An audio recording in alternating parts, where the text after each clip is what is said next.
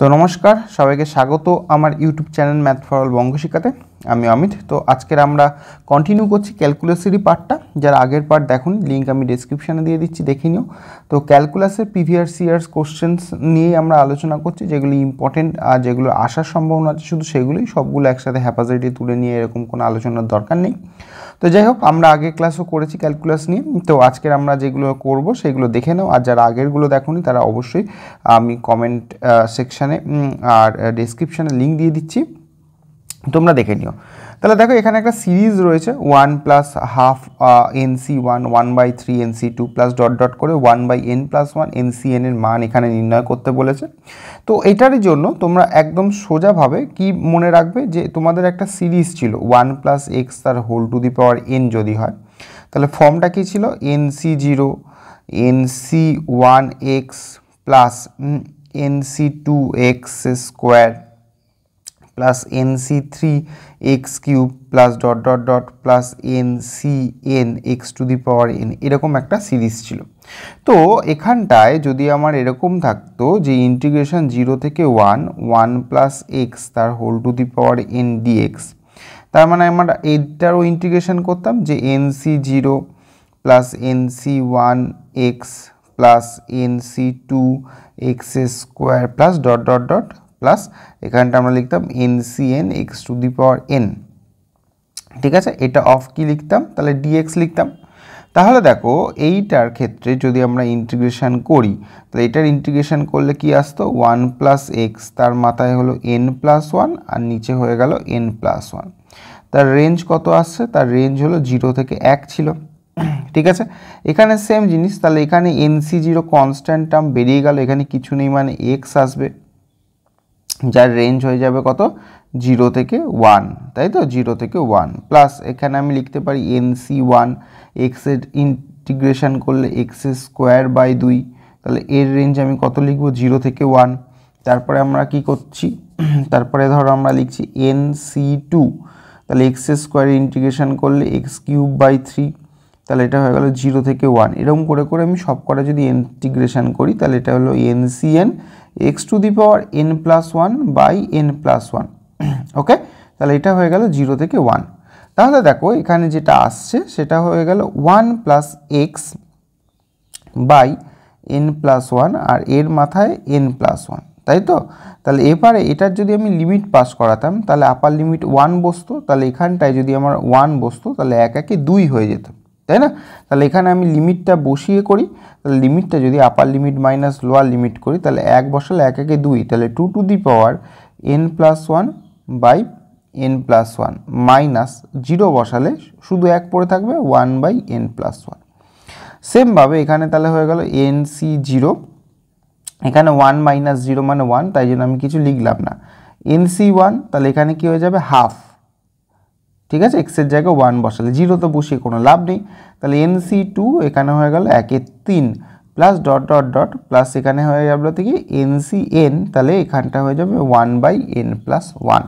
তাহলে দেখো প্রমাণের প্রায় কাছাকাছি ব্যাপারটা রয়েছে, এই যে প্রমাণটা আমরা করে দেওয়া আছে সেটা প্রায় কাছাকাছি ব্যাপারটা রয়েছে। এখানটা তুমি ক্যালকুলেশন করো, n+1 তোমার যদি লসাগু হয় 2 two the power n+1 minus 1 plus, তাহলে এখানটায় আমরা কি করছি, তাহলে এই যে NC0 তুমি এটাকে এরকমভাবে রাখতে পারো বা আমাদের যেরকম কোশ্চেনে দিয়েছে 1, তাহলে সেটাকে তুমি 1 হিসাবেও লিখে রাখতে পারো।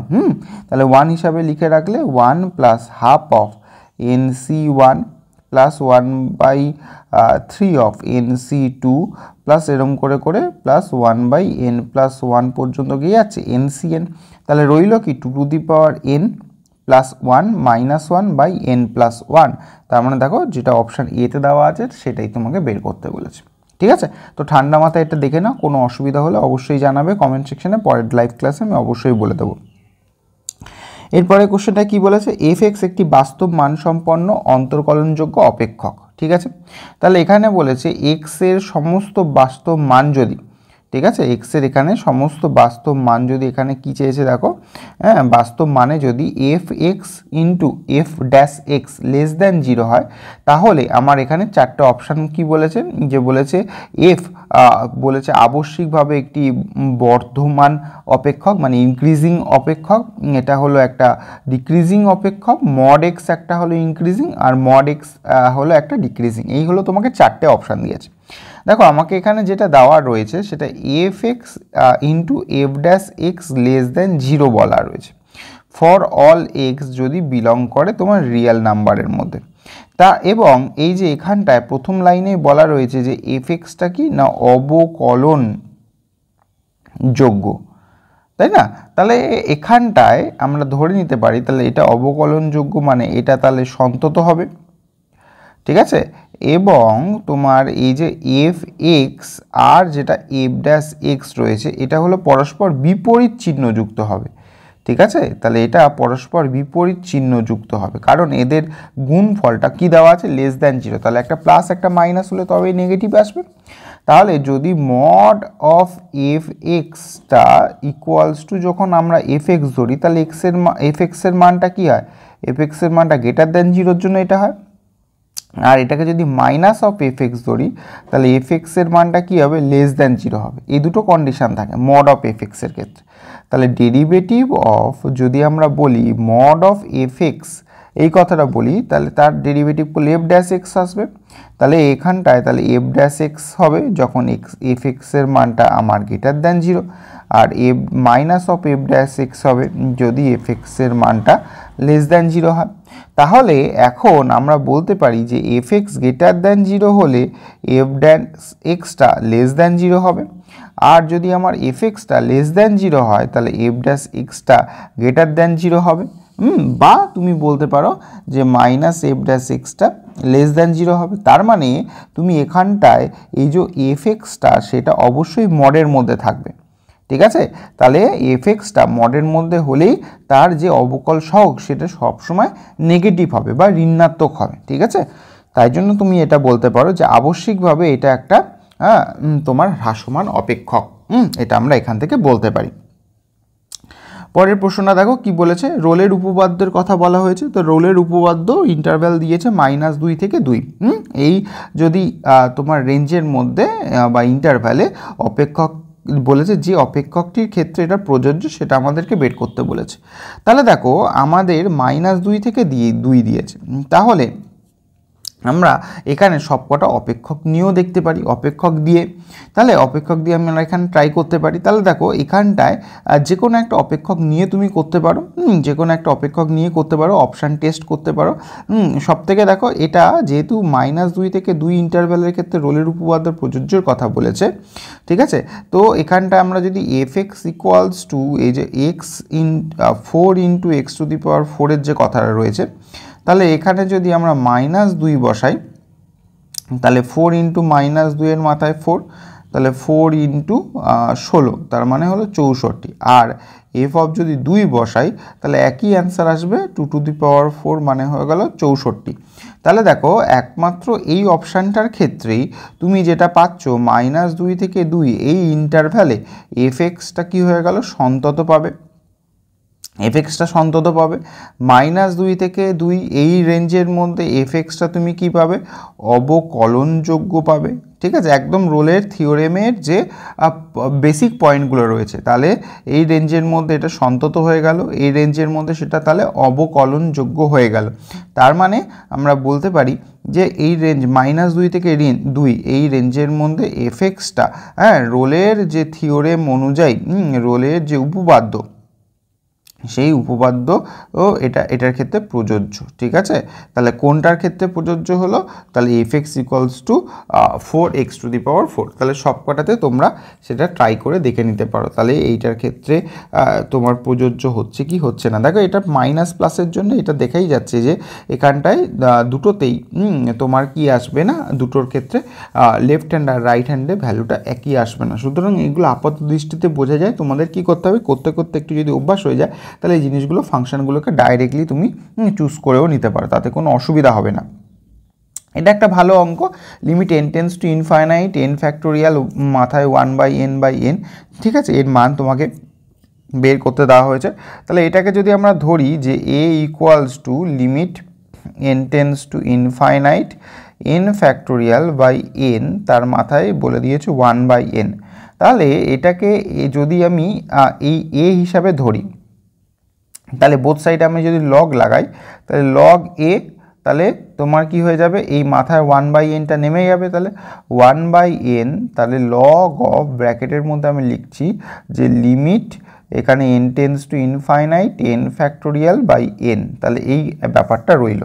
ওকে, তাহলে এখানটায় আমরা এরকমভাবে লিখতে পারি যে লিমিটটাকে n টেন্স টু ইনফাইনাইট, ঠিক আছে, 1/n লগ অফ এই যে n ফ্যাক্টোরিয়াল বাই n যেটা ছিল, n ফ্যাক্টোরিয়াল মানে কি 1 2 3 করে ডট ডট ডট ডট কত পর্যন্ত, n পর্যন্ত, বাই n রয়েছে, তাই না? তার মানে এটাকে এরকমভাবে লেখা যেতে পারে, তাহলে limit n tends to infinite 1/n, তাহলে এখানটায় লগ অফ, তাহলে প্রতিটা ক্ষেত্রে দেখো n ছিল, এর মাথায় 1/n ছিল, তাই না? তাহলে n এর মাথায় 1/n ছিল, হ্যাঁ, তাহলে এখানটায় তোমার 1/nটা বাইরে চলে গেছে, তাহলে এখানটায় n ফ্যাক্টোরিয়াল বাই তোমার রয়েছে n। তাহলে এখানটায় প্রতিটার ক্ষেত্রে তোমাকে আলাদা আলাদা করে মান বের করতে হবে। এখানে কোশ্চেনটায় অনেক সময় কি করে দেবে, ও কোশ্চেনটাতে এখানটায় এই n এর মাথায়ও কিন্তু একটা n থাকতে পারে, n এর মাথায়ও কিন্তু একটা n থাকতে পারে, সেটাকে তোমরা কিন্তু মাথায় রাখবে। যদি এখানটায় n এর মাথায় তোমার একটা n দেওয়া থাকে, হ্যাঁ, n two the power n এর কথা বলা থাকে, তাহলে সেই জিনিসটাকে কিন্তু ভালো করে লক্ষ্য রাখবে যে n এর মাথায় n যদি থাকতো, এখানটা n এর মাথায় n, তখন আমরা কি করতে পারতাম, এখানটায় 1টা তলায় একটা n, 2-এর তলায় একটা n, 3-এর তলায় একটা n, হ্যাঁ, গুণ ডট ডট ডট, এখানে হয়ে গেল n এর মাথায় n, তাহলে এর n/n এই অবস্থায় আমরা লিখতে পারি। তাহলে এইটা লিখলে না একটা ফর্ম চলে আসে, দেখো 1/n, তাহলে এখানে কি হয়ে গেল লগ 1/n, কারণ লগের যদি আমরা গুণ পাই তাহলে লগের যোগ হয়ে যাবে, তাহলে লগ 2/n প্লাস লগ এখানে হয়ে গেল কত 3/n plus dot dot dot plus log হয়ে গেল, তাহলে n/n, তাহলে এটা একটা কিন্তু লগের সিরিজ হয়ে গেল। তাহলে এখানটায় limit n tends to infinite 1/n summation, তাহলে কি লিখতে পারো r ইকুয়ালস টু 1 থেকে n, তাহলে লগ এখানে কি বলতে পারছো r/n, তার মানে এটা ইন্টিগ্রেশনের ফর্মে চলে যাবে। তাহলে limit n tends to infinite তোমার এখানটায় যেটা ছিল, তাহলে এটাকে চেঞ্জ করে দাও, n টেন্স টু ইনফাইনাইট না করে ধরো, তাহলে এখানটা আমরা বলছি লিমিট, ঠিক আছে, r ইকুয়ালস টু 1 থেকে n ছিল, তো তাহলে h দিয়ে দাও, হ্যাঁ, তাহলে h টেন্স টু 0, তাহলে এখানটা হয়ে গেল h থেকে 1 লগ, তাহলে এখানে x dx, ঠিক আছে, প্রপার্টি এর ফর্মুলায় এটাকে ইউজ করতে পারো, বা এটাকে 0+ বলতে পারো, h বা এপসাইলন ধরে অনেকে এগুলোকে এপসাইলন ধরে করে, এপসাইলন টেন্স টু 0+, তাহলে এখানটায় কি হয়ে গেল লগের ইন্টিগ্রেশন মানে বা বাইপার্টস করবো এখানটায়, তাহলে x log x minus x, তাহলে এটা কত থেকে হচ্ছে 0 থেকে, অ্যাকচুয়ালি এখানে এপসাইলন করেছি যখন, এটা এপসাইলন 0 থেকে না, এপসাইলন থেকে 1, তাহলে এখানে লিমিট তোমার এপসাইলন টেন্স টু 0+, তাহলে এখানে তুমি ভ্যালুগুলো বসিয়ে দাও, এটার জন্য 0 হয়ে গেল, এটা 1 মাইনাস এখানে epsilon log epsilon plus epsilon, ঠিক আছে, তাহলে এটার সাথে এটা কেটে যাবে, কেটে গিয়ে তাহলে এখানে 1 পড়ে থাকবে, তার মানে আমরা লগ এর ভ্যালু কত পাবো 1, ঠিক আছে, অ্যাকচুয়ালি 1 না, এখানে -1 থাকবে, -1, তাহলে এখানে কি হয়ে যাবে a equals to e to the power -1, তার মানে এখানে কি হয়ে গেল 1/e, অ্যাকচুয়ালি এটা 1/e হবে, ঠিক আছে। তো ফর্মটা আমাকে এই আকারেই নিতে হবে, এটাতে কোনো একটা এরর থাকলেও থাকতে পারে, তাহলে এই জিনিসটাকে একটুখানি দেখে নেবে কোশ্চেনগুলো কি প্যাটার্নে থাকছে। এবারে কি বলেছে দেখো, y ইকুয়ালস টু বলেছে x dy/dx equals to y square by 1 minus y log x সমাকল সমীকরণটির এমন সমাধান হয় যাতে y 1 এর জন্য 1 হয়, তাহলে y শর্তটিকে সিদ্ধ করবে সেটা কোনটা। তাহলে এখানটায় কি দেওয়া আছে না, x dy/dx equals to y square by 1 minus y log x, এটা দেওয়া রয়েছে। তাহলে এইটাকে যদি আমরা একটু সাজিয়ে নিই, তাহলে কীরকমভাবে সাজানো যেতে পারে, বোথ সাইডকে একটুখানি উল্টে না, তাহলে এটাকে লেখো 1/x dy/dx ইকুয়ালস টু, তাহলে এই সাইডটা উল্টে দাও, তাহলে 1 minus y log x by হয়ে গেল ওয়াই স্কোয়ার। ওকে, তাহলে এখানটায় এবার এটাকে ভাঙো, 1/x dy/dx equals two 1/y, ঠিক আছে, 1/y স্কোয়ার মাইনাস এটা কেটে গেলে 1/y log x। তাহলে দেখো আমরা একটা সাজিয়ে নিলাম, তাহলে এইটাকে যদি লিখি 1/x dy/dx plus 1/y log x equals two 1/y square. তাহলে দেখো একটা সাজিয়ে নিলাম, এটাকে আমরা 1 নম্বর সমীকরণ দিয়ে দিলাম। এবারে আমরা log xটাকে যদি এখানে থিটা ধরি, ঠিক আছে, এখানে যদি log xটা যেটা রয়েছে সেটা যদি থিটা ধরি, তাহলে ফর্মটা কীরকম আসছে, তাহলে এখানটায় তোমার ফর্মটা আসছে এরকম যে 1/x, তোমার লগের ডেরিভেটিভ করলে 1/x, তাহলে dy/dx equals two d θ/dy, এটা dx/dy হবে, হ্যাঁ, y রেসপেক্টে আমরা ডেরিভেটিভ করলাম। তাহলে y রেসপেক্টে যদি আমরা ডেরিভেটিভ করি তাহলে 1 নম্বরে কি বসাবো, তাহলে দেখো এইখানটায় আমরা বসাচ্ছি dθ/dy প্লাস 1/y, তাহলে এখানে log x এর জায়গায় আমরা কি ধরেছিলাম থিটা, তাহলে 1/y স্কোয়ার হয়ে গেল। তাহলে এটাকে আমরা একটা 2 নম্বর ইকুয়েশন দিলাম। এইটার ক্ষেত্রে এই যে 1/y এটা হয়ে গেল ইন্টিগ্রেটিং ফ্যাক্টর বা সমকাল ধ্রুবক বলতে পারো, তাহলে e to the power integration 1/y dy হয়ে গেল, তাহলে ই টু দি পাওয়ার এখানে হয়ে গেল log y, তাহলে পড়ে থাকবে কত y। তাহলে আমাদের প্রসেস কি ছিল, এই যে ফার্স্ট যে ইকুয়েশনটা ছিল সেটা বোথ সাইডে আমরা y দিয়ে গুণ করব, তাহলে 1 নম্বর সমীকরণের উভয় পক্ষে আমরা y দিয়ে গুণ করব, কথাটা লিখে তাহলে আমি গুণ করে লিখছি। তাহলে গুণ করলে আমরা কি পাচ্ছি ভালো করে দেখো, অ্যাকচুয়ালি আমরা এখানটা বোথ সাইডে কত দিয়ে গুণ করছি, y দ্বারা, তাহলে y দ্বারা গুণ করবে, অ্যাকচুয়ালি এইটাতে না গুণ করে এইটাতে করবে, তাহলে তোমাদের একটুখানি বেটার হবে, এটাতেই করবে 2 নম্বরে, ঠিক আছে, 1 নম্বরে করবে না 2 নম্বরে, ঠিক আছে, 2 নম্বরে, 1 নম্বরে না, যেটার ক্ষেত্রে ইন্টিগ্রেটিং ফ্যাক্টর যে ইকুয়েশনটাকে ইউজ করে করব সেইটারই ক্ষেত্রে আমরা গুণ করব। ওকে, তাহলে একেরটা না ভুল করে বলে ফেলেছি, তাহলে এখানটা হলো y dθ/dy, তাহলে এখানে yটা কেটে যাবে, এটা হলো থিটা ইকুয়ালস টু তুমি পেয়ে যাবে কত 1/y পেয়ে যাবে। তাহলে এইটা অ্যাকচুয়ালি কি লেখা যায়, এটা দেখো এটা হলো ডেরিভেটিভ অফ কার না থিটা y, এর ডেরিভেটিভ করলে আমরা এটা পাই, আর এদিকে রয়েছে 1/y, তাহলে আমাদের নিয়ম কি বোথ সাইড ইন্টিগ্রেশন করে দেওয়া, তাহলে এখানে ডেরিভেটিভ আছে তাহলে ইন্টিগ্রেশন এটা উঠে যাবে, তাহলে থিটা y হয়ে যাবে, এখানটায় কি হয়ে যাবে log y হয়ে গেল, একটা কনস্ট্যান্ট টার্ম নিয়ে নাও, ঠিক আছে। তাহলে এবার তুমি মান বসিয়ে দাও, y থিটাটাকে কি ধরেছিলাম log x, তাহলে এখানে হয়ে গেল log x equals two log y plus c হয়ে গেল। এবার আমাদের কোশ্চেনে কি বলেছে y1 ইকুয়ালস টু 1, তাহলে x এর মান যদি 1 হয় তাহলে y এর মানও তাহলে কত হবে 1 হবে, তাহলে x এর মান 1 এর জন্য এটা 0, y এর মান 1 এর জন্য এটা 0, কারণ log 1 এর ভ্যালু 0, তার মানে c এর মানটা এই কন্ডিশনের জন্য 0 আসবে, তাহলে এই জিনিসটাই তাহলে কি আসবে y log x equals two হয়ে গেল log y, এই জিনিসটা আমরা পাচ্ছি। তাহলে এক্ষেত্রে এই ক্ষেত্রে তুমি কি এরকমভাবে জিনিসটাকে লিখতে পারো, দেখো এটাকে এরকমভাবে লিখবে log x এর মাথায় yটাকে তুলে দাও ইকুয়ালস টু log y, তাই না, তাহলে বোথ সাইডে log এলিমিনেট হয়ে গেলে x to the power y equals to y হয়ে গেল, তার মানে y ইকুয়ালস টু কী পেলে x to the power y, তাহলে y equals two x to the power y কোথায় রয়েছে, অপশান বিতে রয়েছে। ওকে, দেখে নাও, অনেক সময় তোমাদের এই জিনিসগুলো কিন্তু দেওয়া থাকে। আবার ধরো কখনো যদি আমি একটা ইন্টিগ্রেশনের অ্যাপ্লিকেশনের কথা বলি, ইন্টিগ্রেশনের অ্যাপ্লিকেশন মানে ওই তোমাদের ক্ষেত্রফল রূপে নির্দিষ্ট সমাকলনের ব্যাপারগুলো থাকে, ঠিক আছে, একজন কোশ্চেন করছিল যে একটুখানি একটা দেখিয়ে দেন তাহলে আমাদের সুবিধা হয়।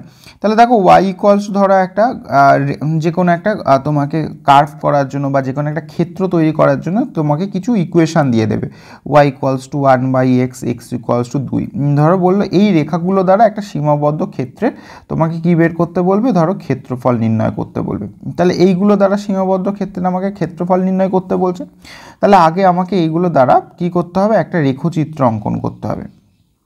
ধরো তোমাকে y equals to x cube, তোমার যদি না পারো তাহলে কি করবে, y আর x এর জন্য তোমরা অ্যাটলিস্ট একটা গ্রাফ ক্রিয়েট করবে যেখানে অন্তত 5টা 7টা মান থাকবে, যেটার জন্য অন্তত 2টো 3টে পজিটিভ 2টো 3টে নেগেটিভ আর একটা জিরোর জন্য। দেখো x এর মান 0-র জন্য y এর মান 0 হয়, x এর মান 1-এর জন্য y 1 হয়, x এর মান 2-এর জন্য y 8 হবে, 3-এর জন্য 27 হবে। সেমভাবে x এর মান -3 যদি হতো -27 হতো, আর -2 হলে -8 হতো। তাহলে গ্রাফটা যেভাবে যাবে গ্রাফটা নর্মালি এইভাবে আসে, ঠিক আছে। এটা normally y equals to x cube, হ্যাঁ তোমরা এরকম মানগুলো প্লট করে করে দেখতে পারো, ঠিক আছে। এরকম একটা গ্রাফিক্যাল আকার আসে, ঠিক আছে। আমি মোটামুটি জানি বলে সেটা তোমাদেরকে বসিয়ে দিলাম। সেমভাবে এই যে y ইকুয়ালস টু 1/x এর জন্য তোমরা এখানে একটা গ্রাফ ক্রিয়েট করবে, ঠিক আছে, সেটার মান বসাবে। তাহলে y ইকুয়ালস টু হাফ, মানে 1/x, y equals two 1/x, তার মানে এই গ্রাফটা এরকম কোনো একটা আকারে যাবে, ঠিক আছে। এরকম কোন একটা, দেখো আমি টাচ করবে, এটা টাচ করবে না, টাচের কাছাকাছি থাকবে, ঠিক আছে। এটা একটা যাবে, আর একটা তোমার কি দেবে, আর একটা তোমার দিয়েছে x ইকুয়ালস টু 2, তাহলে x ইকুয়ালস টু 2 বিন্দুতে, তাহলে x ইকুয়ালস টু 2 বিন্দুতে আমি এরকমভাবে টানলাম। তাহলে এটা আমরা লিখেছি y ইকুয়ালস টু 1/x, আর এই যে স্ট্রেট লাইনটা সেটা হলো x ইকুয়ালস টু 2 বিন্দু। তাহলে এই তিনটে দ্বারা যে সীমাবদ্ধ ক্ষেত্রটা হলো সেটা হলো তোমার এই জায়গাটুকুনি, যেটা আমি ইয়েলো স্পট করলাম, ঠিক আছে।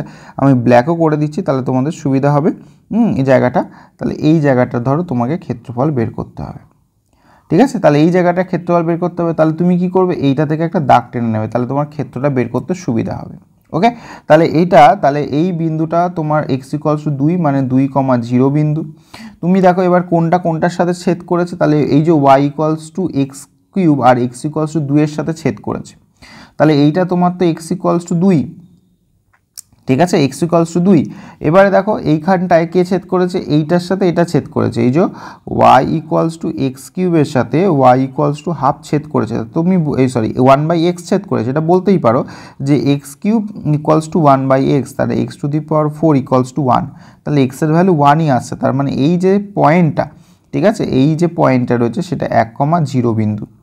তাহলে আমাকে যদি এই রেখাঙ্কিত অঞ্চলটা বের করতে হয় তাহলে রেখাঙ্কিত অঞ্চলের ক্ষেত্রফলটা কি হচ্ছে, দেখো 1 থেকে 2 এর মধ্যে থাকছে, ঠিক আছে। এবার কোনটা থেকে কোনটা মাইনাস যাবে ভালো করে দেখবে, এই যে আমার রেখাঙ্কিত অঞ্চল রয়েছে সেইটা তোমার তার উপরের কার্ভ কোনটা, এই যে y equals to x cube, এটা হলো উপরের কার্ভটা, ঠিক আছে। এই যে রেঞ্জের মধ্যে, এই রেঞ্জের মধ্যে সবসময় আমরা যে উপরের কার্ভটা সেটাকে নেব, ঠিক আছে। তাহলে প্রথম পর্যায়ে কি আসছে, ইন্টিগ্রেশন, তাহলে 1 থেকে 2, কোন ফাংশনটাকে ইউজ করছি, y equals to x cube, কারণ এই যে জায়গাটা তৈরি হয়েছে এই পুরো বক্সটা আগে, তাহলে এই পুরো বক্সের মাথার উপরে যে কার্ভটা রয়েছে y equals to x cube, তার মানে এক্স কিউব dx এইটা আসবে।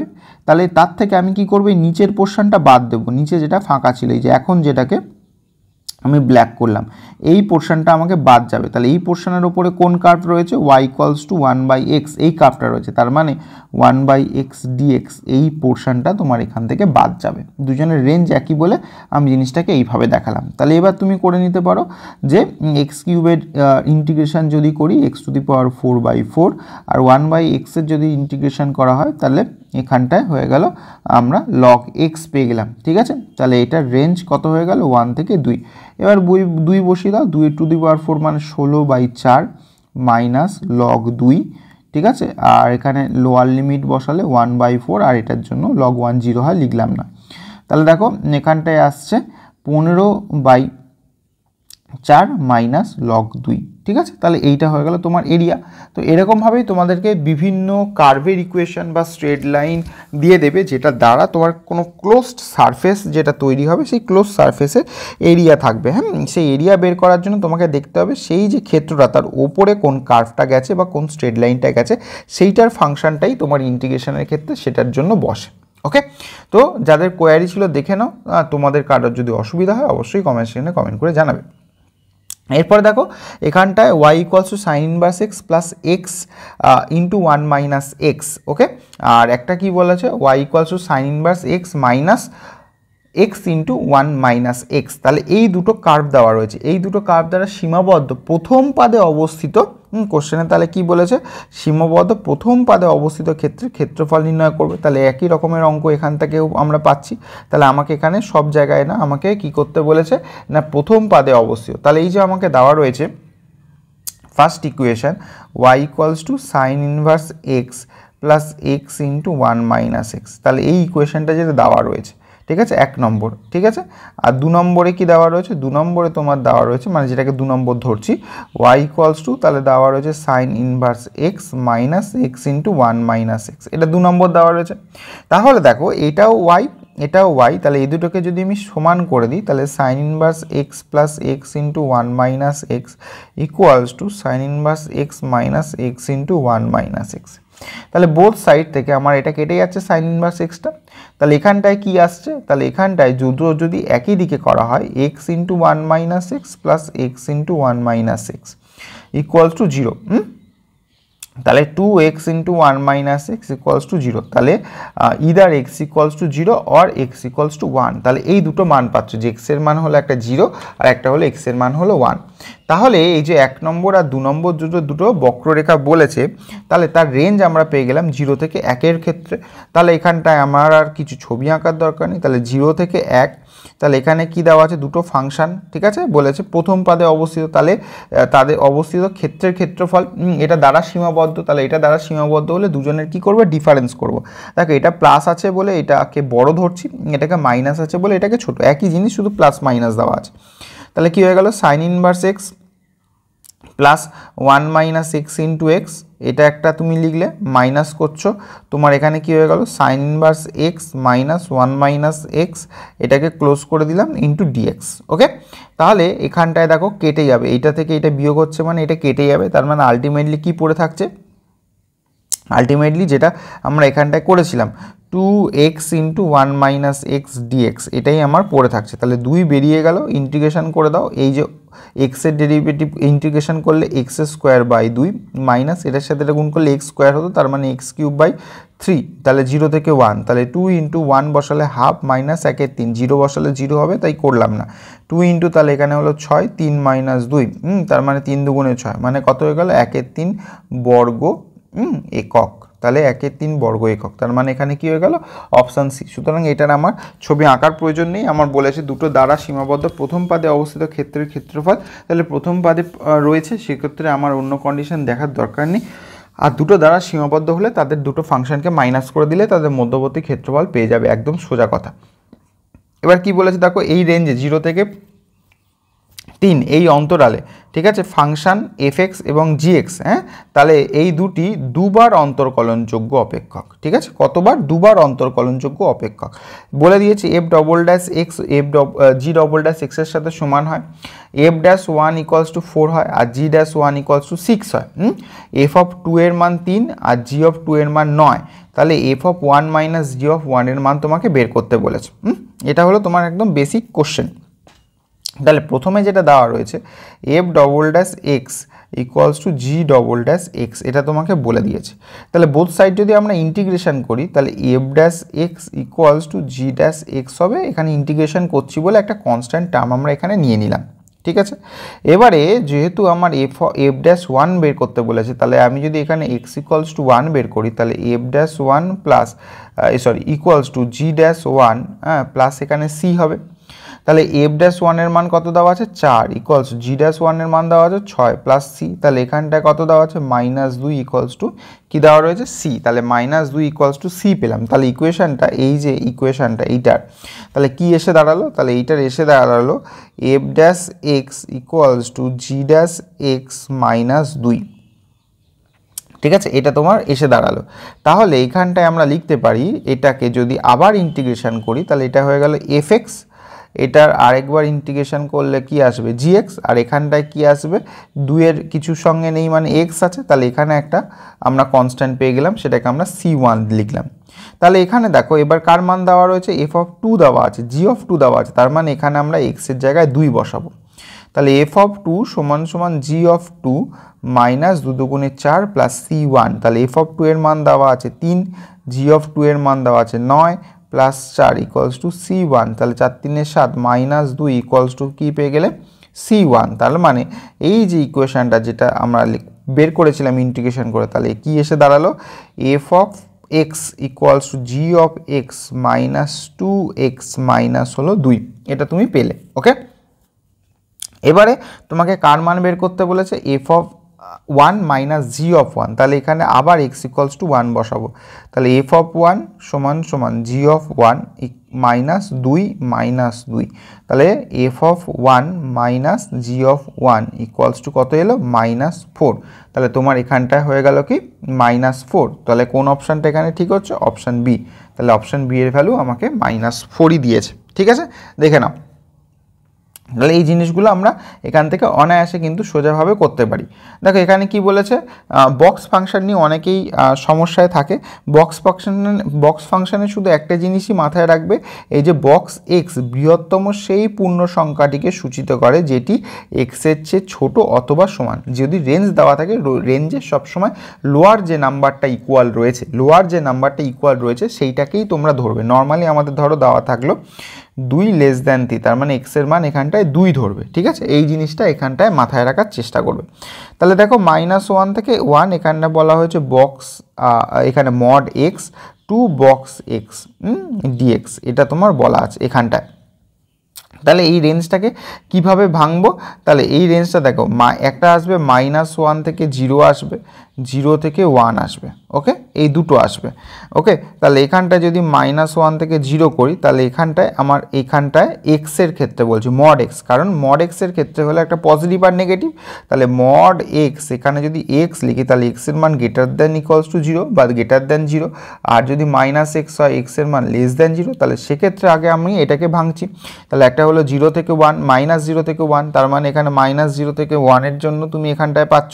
ঠিক আছে, তুমি ফাংশনটাকে তাহলে এখানটা লিখলে এক্স ডিএক্স, তারপরে লিখছো প্লাস, এখানে কত হয়ে গেল 0 থেকে 1 ডিএক্স এক্স। ঠিক আছে, এবার বক্স ফাংশন দেওয়া রয়েছে, তাহলে -2, এখানে -1 থেকে 0। ঠিক আছে, একই রেঞ্জ হিসাবে ভাঙছি, এখানে বক্স এক্স ডিএক্স, হ্যাঁ, -2 এটাকে 0 থেকে 1 বক্স এক্স ডিএক্স রাখা রইল। তাহলে এখানটায় কি হচ্ছে তোমার, এখানটায় কি হয়েছিল, তাহলে এখানটায় লেস দ্যান 0, -1 থেকে 0-র জন্য ছিল, তাহলে লেস দ্যানের জন্য মাইনাস ফাংশন আমরা নিয়েছিলাম, তাহলে এখানে একটা মাইনাস বসিয়ে দেবে, তাহলে মাইনাসটা বেরিয়ে গেল। তাহলে এখানে কি হয়ে গেল x²/2, তাহলে -1 থেকে 0 হয়ে গেল। এখানটাও কি হয়ে গেল x²/2, এটা 0 থেকে 1 হয়ে গেল, -2। এটার জন্য কি করবে, তাহলে দেখো আমি কি বলেছি, এই যে লোয়ার রেঞ্জটাকে সবসময় নামার চেষ্টা করবে। এখানে কার সাথে ইকুয়াল, 2 এর সাথে। অ্যাকচুয়ালি বক্স এক্স মানে এটাকে কি লেখা যায়, যে এক্সের ভ্যালুটা এটার জন্য আমরা কি লিখতে পারছি, যে -1 less equals to x less than 0, তার মানে এখানটায় এক্সের জায়গায় -1 বসবে। তাহলে -1 থেকে 0, এটা অ্যাকচুয়ালি হয়ে গেল -1 ডিএক্স, আর এটার জন্য হবে 0, তাই জন্য এটা লেখার দরকার নেই, কারণ এটা 0 less equals to x less than 1 এরকম আসবে। তাহলে এটা -2 ইন্টু এটা 0 হয়ে যাবে, তাহলে এটা দেখার দরকার নেই। তাহলে এখানটায় কি হলো, মাইনাস আপার লিমিট 0 বসবে, তাহলে দরকার নেই। তাহলে এখানটায় আমার কি আসছে, আপার লিমিট 0 বসার পর -1/2, তাই না, তাহলে এখানটায় হবে 1/2, ওকে, প্লাস এখানে হয়ে গেল 1/2 -2, এখানে কি আসছে মাইনাস মাইনাস, এখানে আগে প্লাস করে দিই, এখানে ইন্টিগ্রেশন করলে এক্স, তাহলে এটা -1 থেকে 0, তাহলে এখানে অ্যাকচুয়ালি কি হয়ে গেল হাফ প্লাস হাফ, আর এখানে কত এলো 2 -0, তার মানে হাফ 1 প্লাস 2 মানে কত এলো 3। তাহলে অপশান এ কত হলো, অপশান এতে 3 আছে। তাহলে দেখে নাও এখানটায় আমরা মানটা বের করতে পারলাম। ঠিক আছে, তো এইভাবে আমাদের কোশ্চেনসগুলো কিন্তু দেওয়া থাকবে, কোনো রকম সংশয় না বোধ করে একদম করে ফেলবে। দেখো লিমিট এইটা দিয়েছে π⁻x-1, আর নিচে √1 + x-1, তো নিচে যখনই এরকম √এর কাজ থাকবেই তখনই একদম চোখ বন্ধ করে করণীয়সন করে নেবে। ঠিক আছে, তাহলে এখানটায় কি দেওয়া আছে, limit x tends to 0 π⁻x-1, তাহলে √1 + x-1, নিচে যা থাকবে চোখ বন্ধ করে তার আমরা কি করে নেব, করণীয়সন করে নেব। তাহলে √1 + x+1। ঠিক আছে, তাহলে এখানটায় কি হয়ে গেল, লিমিট x টেন্ডস টু 0, তাহলে πx-1, তার সাথে রয়েছে √1 + x+1, আর নিচে কি পড়ে থাকলো, তাহলে 1 + x-1, তাহলে কেটে গেল। তাহলে জিনিসটা কীরকম চলে গেল, তাহলে limit x tends to 0 π⁻x-1/x, আর এটাকে ভেঙে নাও, limit x tends to 0 √1 + x+1, তাহলে এই হিসাবে আমরা ভেঙে নিলাম। তাহলে দেখো এখানে তোমার একটা ফর্মুলা ছিল কি না, limit x tends to 0 a⁻x-1/x, equals to তোমার ছিল লগ এ, হ্যাঁ বেস ছিল ই, তাহলে এখানে আমি শুধু লগ এ লিখলাম, তাহলে এখানটায় কি হয়ে গেল লগ এটার জন্য হয়ে গেল পাই। অবশ্যই এটাতে ই বেস থাকবে, আর এখানে 0 পাস করে দিলে √1 প্লাস 0 প্লাস 1 মানে এটা হয়ে যাবে 2, 1 প্লাস 1 2 হয়ে যাবে, তাহলে 2 লগ ই বেস পাই বা 2 লগ পাই। ঠিক আছে, তাহলে 2 লগ পাই এখানটায় দেওয়া রয়েছে। এবারে দেখো এই অপশানটার জন্য তোমার মনে হচ্ছে যে 2 লগ পাই আমার নেই, তাহলে এখানটায় 2টাকে মাথার ওপর তুলে দাও, তাহলে পাই কি হয়ে গেল স্কোয়ার হয়ে গেল, তাহলে অপশান বি হয়ে গেল তোমার কাছে এখানে কারেক্ট অ্যান্সার। ওকে, তাহলে আমার এখানটায় কিছুই ছিল না, একদম সোজা একটা লিমিটের অঙ্ক দেওয়া ছিল। তো এই জিনিসগুলো খুবই সোজা, এখান থেকে আমরা অনায়াসে মার্কস স্কোর করতে পারি। ক্যালকুলাস পার্টটা প্রচুর পরিমাণে তোমার একটা স্কোরিং জায়গা, যে জায়গা থেকে তুমি ইজিলি মার্কস স্কোর করতে পারো। ধরো এই ধরনের ইন্টিগ্রেশন দিয়ে দিল মাথার ওপরে বড় বড় সংখ্যা, ঠিক আছে, এইগুলো যদি তোমার 2025 সালে তুমি পরীক্ষা দিতে যাচ্ছ, তাহলে তোমার কি দেবে -1 থেকে 1 x⁻2025 বাই e⁻mod x, হ্যাঁ এখানটা দিয়ে দিল ধরো x² plus cos x plus এখানে দিয়ে দিল 1/e⁻mod x, এটার সঙ্গে তোমার বলে দিল dx, এটার মান বের করো। তো এখানে যাই দিক না কেন 2024 দিলে তাহলে কন্ডিশনটা আলাদা হবে, 2025 দিলে কন্ডিশনটা আলাদা হবে, কারণ এখানটায় অড ফাংশন আর ইভেন ফাংশনের খেলা আসবে। আগের ক্লাসেও আমি তোমাদেরকে বলেছি রেঞ্জ যদি মাইনাস থেকে প্লাসের মধ্যে থাকে তাহলে তোমরা মাথায় রাখবে যে এখানে আমাকে যে কনসেপ্টটা ইউজ করতে হবে সেটা হলো ইভেন ফাংশন অড ফাংশনের কনসেপ্ট আমরা ইউজ করলে নর্মালি আমরা অ্যান্সারগুলো কিন্তু খুব তাড়াতাড়ি পেয়ে যাব। আগে তুমি এটাকে সেপারেট করো, তাহলে তোমার বুঝতে আরও সুবিধা হবে। তাহলে -1 থেকে 1 এখানে হয়ে গেল x⁻, ধরো 2025ই লিখছি যেহেতু আমরা এই বছরের পরীক্ষা দেব, তাহলে e⁻ হয়ে গেল mod x, e⁻mod x এখানে রয়েছে x² প্লাস cos x, ঠিক আছে, dx এখানটায় করে দিলাম, আর একটা হলো মাইনাস থেকে প্লাস 1/e⁻mod x dx এখানটা আমরা করে দিলাম। ঠিক আছে, তাহলে এই যে ফাংশনটা রয়েছে এই ফাংশনটার ক্ষেত্রে ভালো করে দেখো যে কোনটা যুগ্ম আর কোনটা অযুগ্ম সেটা মাথায় রাখতে হবে। এই যে x এর মাথায় 2025 রয়েছে, তাহলে এইটা অড নাম্বার রয়েছে, তাই জন্য এটা একটা অযুগ্ম অপেক্ষক। e⁻mod x এটা একটা যুগ্ম অপেক্ষক ছিল, আর এখানটায় ওপরে যেটা রয়েছে সেই যে পুরোটা এটা কিন্তু একটা অযুগ্ম অপেক্ষক। তাহলে আমার এই পুরো পোর্শনটা একটা অযুগ্ম অপেক্ষক হয়ে গেল। যারা অযুগ্ম আর যুগ্ম অপেক্ষক মানে ইভেন ফাংশন অড ফাংশন জানো না, তাদের জন্য ছোট্ট করে বলে দিই, কোনো একটা ফাংশন যদি f(x) থাকে সেখানে যদি x এর জায়গায় -x বসাই, তাহলে যদি -(f(x) হয় তাহলে f(x) এর জন্য যদি -(f(x) পাই তাহলে সেটাকে আমরা অযুগ্ম অপেক্ষক বা অড ফাংশন বলে থাকি। ঠিক আছে, সেক্ষেত্রে মাইনাস থেকে প্লাসের মধ্যে যে ফাংশনটা ছিল তার ভ্যালুটাকে আমরা 0 বলতে পারি। আর যদি অড ফাংশন না হয়ে ইভেন ফাংশন হয় তাহলে -1 থেকে 1 যদি f(x) থাকে আর সেটা যদি একটা ইভেন ফাংশন হয় সেটাকে আমরা লিখি 2 × 0 থেকে সেই রেঞ্জটা ইন্টু f(x) এটা লিখি। তাহলে এই পোর্শনটা পুরো আমার হয়ে গেল অযুগ্ম, সুতরাং এর ভ্যালু হয়ে যাবে 0, সুতরাং এটা আমার আর কোনো কাজেরই নয়। ঠিক আছে, তাহলে শুধু আমার পড়ে থাকলো এইটা, তাহলে এটা একটা ইভেন ফাংশন, হ্যাঁ e⁻mod x রয়েছে, তুমি x এর জায়গায় -x বসালে ফাংশনটাকে রিমেইন সেম পাবে, তাহলে এটাকে লিখবে 2 × 0 থেকে 1 1/e⁻mod x, বা এখানে mod x আর লেখার দরকার নেই, e⁻x যুগ্ম অপেক্ষক হিসাবে ধরে আমরা করছি, এটা পেয়ে গেলাম। তাহলে এখানে হয়ে গেল এটার ইন্টিগ্রেশন করো, তাহলে এটা হলো -e⁻−x, তাহলে রেঞ্জ হয়ে গেল 0 থেকে 1, বসিয়ে নাও, তাহলে 2, ঠিক আছে, সামনে একটা মাইনাস আছে, তাহলে এটা হয়ে গেল 1/e, আর এখানটা 0-র জন্য 1 আসবে, তাহলে মাইনাস হয়ে গেল এখানটায় তোমার মাইনাস, এখানটা তুমি বলতে পারো 1, তাহলে এখানটা হয়ে গেল -2, এখানে হলো 1 - e/e, তাহলে মাইনাস দেখো অপশানে কোথাও সামনে নেই, তাহলে এখানটাতে তাহলে আচ্ছা মাইনাস দিয়ে রয়েছে, তাহলে আমার এটা করারই দরকার নেই, তাহলে এটাকে আমরা কীভাবে লিখতে পারি 2, তাহলে 1 - 1/e ঘুরিয়ে দিলাম, মাইনাস দিয়ে গুণ করে দিলাম, তাহলে কি এসে গেল 2, তাহলে 1 - e⁻−1, তাহলে এই আকারে রাখা রয়েছে। দেখো এই আকারে আমরা কোথায় গেলাম, অপশান ডিতে আমরা এই আকারটা পেয়ে গেলাম। তাহলে এই জিনিসগুলো আমার দেওয়া থাকতে পারে, এই জিনিসগুলো এরকমভাবেই দেওয়া থাকতে পারে, তাতে আমার কোনো আপত্তি নেই। তাহলে প্রতিটা জিনিসের ক্ষেত্রে আমরা দেখে নেবো যে কোন কোন আকারগুলো রয়েছে। এখানে কি বলেছে দেখো, x² + 4xy + 8y² = 64, এই বক্ররেখাটি স্পর্শকগুলি x অক্ষের সমান্তরাল হবে কেবলমাত্র কোন বিন্দুতে? তাহলে যে আমাকে বক্ররেখার ইকুয়েশনটা দিয়েছে x² + 4xy + 8y² = 64, তাহলে এই যে x² + 4xy plus 8y square equals to 64 দেওয়া আছে।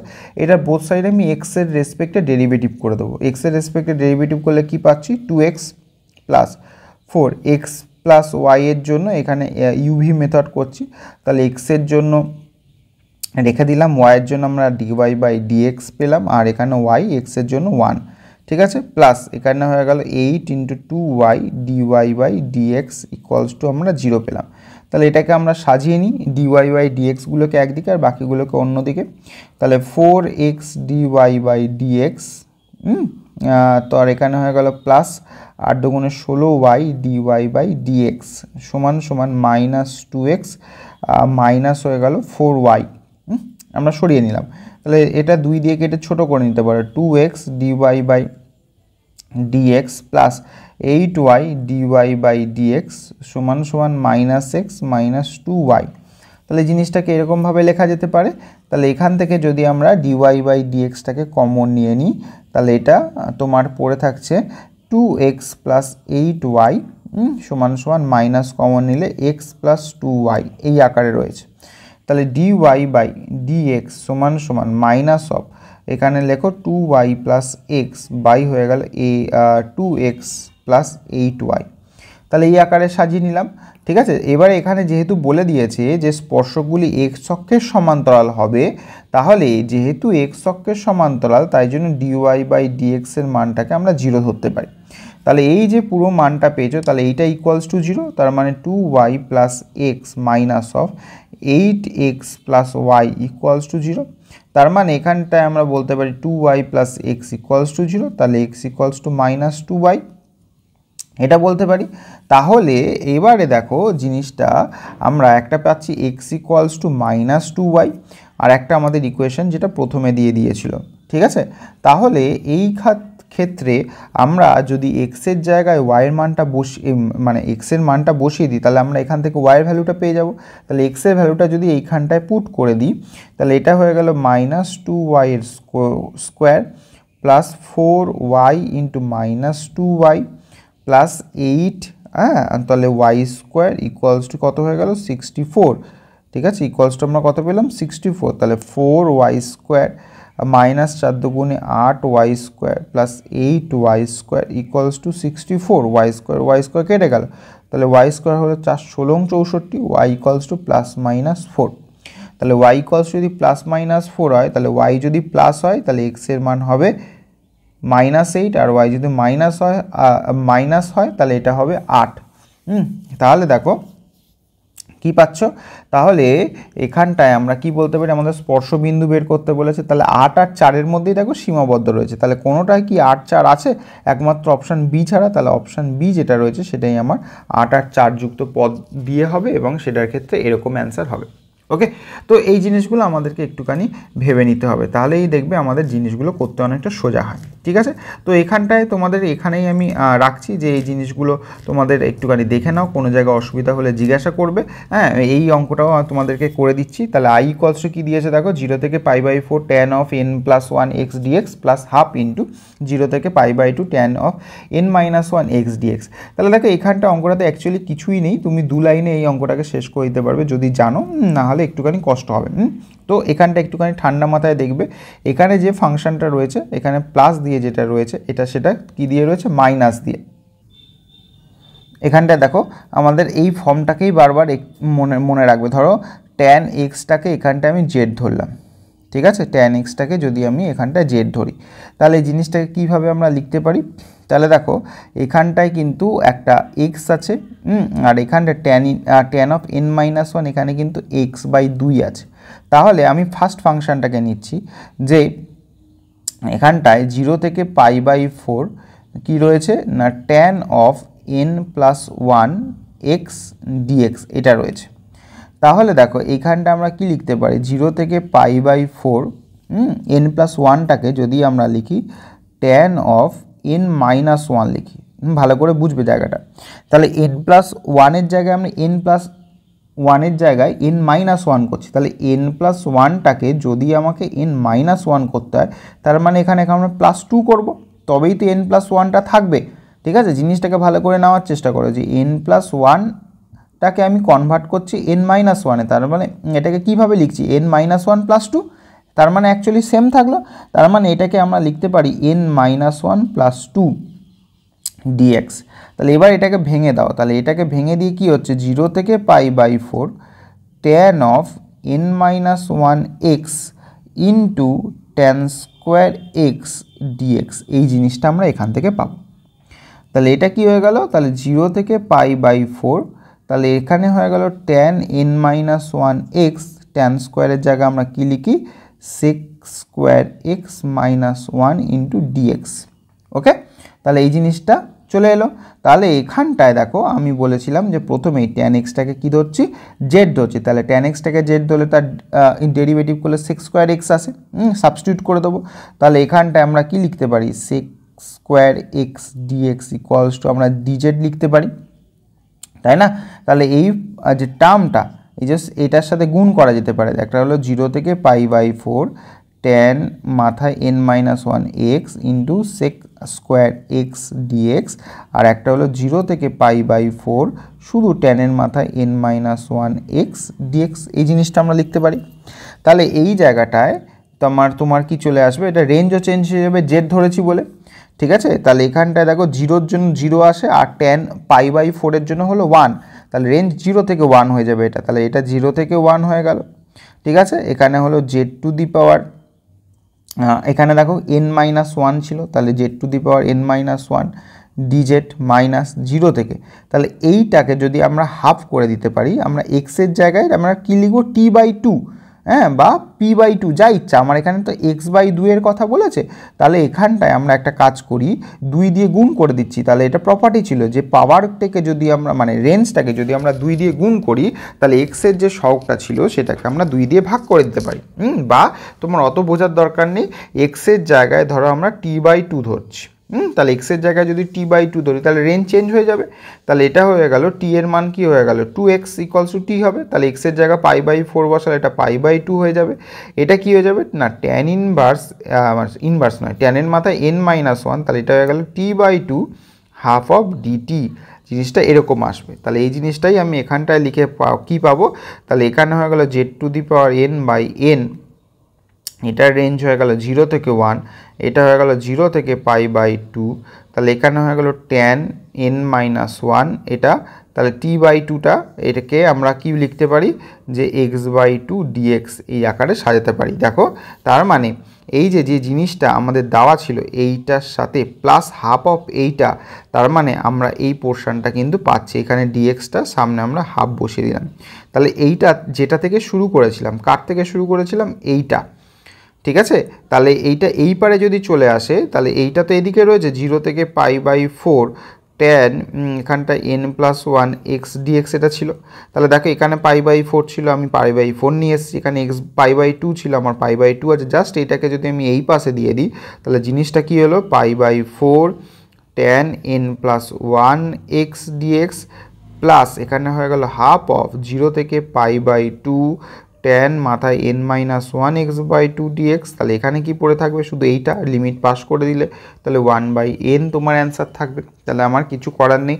তাহলে শুধু জায়গাটা আমাদের কি মনে রাখতে হবে, এই যে ট্যানের যে ফর্মটা আমরা যে প্রপার্টিটাকে ইউজ করেছি সেটা আমাদেরকে মাথায় রাখতে হবে। তোমাদের বলবো যে তোমরা শেষ মুহূর্তে ক্যালকুলাসের যে ফর্মুলাগুলো রয়েছে সেই ফর্মুলা, ঠিক আছে, এবং তার সাথে ছোটো ছোটো প্রপার্টিগুলো একটুখানি চোখ বুলিয়ে নেবে, ঠিক আছে? তাহলে তোমাদের কি হবে এখানটায় অনেকটাই হেল্প হবে, কনসেপচুয়ালি অনেক হেল্প হবে, তার ফলে তোমরা কোশ্চেনের অ্যান্সারগুলো অ্যাটলিস্ট অ্যাটেম্প করার একটা জায়গায় থাকবে। তো এইটুকুনি বলার ছিল। তো আজকের এই ক্লাসটা এতটাই হলো, দেখা হচ্ছে তোমাদের পরের ক্লাস, আজ রাতেও লাইভ রয়েছে, সেগুলোও তোমরা দেখতে পারো, এমনি সাজেস্টিভ ভিডিওগুলোও দেখতে পারো, কোনো অসুবিধা হলে কমেন্ট সেকশনে কমেন্ট করো, ভালো লাগলে লাইক সাবস্ক্রাইব শেয়ার করতে ভুলবে না। শুধুমাত্র আমি আবারও বলছি জয়েন্টের শুধু এই প্রিপারেশান না, সমস্ত হেল্পের জন্য চ্যানেলটা তোমাদের জন্য সবসময় সঙ্গে থাকবে, তাই জন্য একটুখানি শেয়ার করে দিতে পারলে শেয়ারও করে দিও। দেখা হচ্ছে পরের ভিডিওতে।